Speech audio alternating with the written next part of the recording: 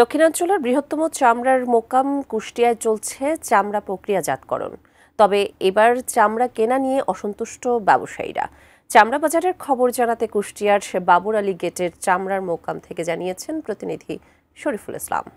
আমি রয়েছি দক্ষিণাঞ্চলের সর্ববৃহৎ চামড়ার আড়ত বাবর আলী গেট, কুষ্টিয়ার বাবর আলী গেট। দেখতে পাচ্ছেন পিছনেই চামড়া ক্রয় করা চামড়া এই যারা ব্যবসায়ী, বিশেষ করে চামড়ার যারা বড় বড় ব্যবসায়ী, তারা প্রক্রিয়াজাত কারণের কাজ করছে, লবণ মাখানো হচ্ছে বা অন্যান্য কাজের সাথে সম্পৃক্ত আছে। যারা চামড়া ক্রয় করেছেন তারা ছাগলের চামড়া কোনো সময় 20 বা 15, 20 বা 30 টাকা দরে ক্রয় করেছেন, কিন্তু এই চামড়া এখানে ব্যাপার আড়তদারদের কাছে তারা বিক্রি করছেন 50 থেকে 60 টাকা দরে। গরুর চামড়া ওরকম 100 টাকা বা 200 টাকা দরে যারা ক্রয় করছেন, সেই চামড়াটা এখানে তারা ব্যাপারীরা বিক্রি করছেন 700 বা 800 টাকা দরে। তো এই তারতম্যটা রয়েছেন একদম ভোক্তা পর্যায়ের দামটা একটু কম পেলেও যারা ব্যবসায়ী তারা চামড়ার দাম মোটামুটি নির্ধারিত দামে তারা পেয়েছেন।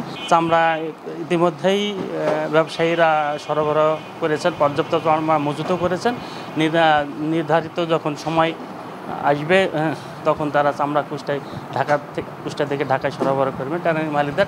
আর এখানকার ব্যবসায়ীরা বলেছেন ট্যানারি মালিকদের কাছে অনেক বকেয়া পড়ে রয়েছে, এবছর কি হবে লাভ লোকসানের হিসাবটা পরে হবে। ট্যানারি মালিকরা যে দর দেবে সেই দরের উপরই মূলত তাদের লাভ লোকসান বা সেটা নির্ভর করবে। তো এই ছিল কুষ্টিয়া বাবর আলী গেটের চামড়া পট্টি থেকে চামড়া বাজার নিয়ে সর্বশেষ খবর।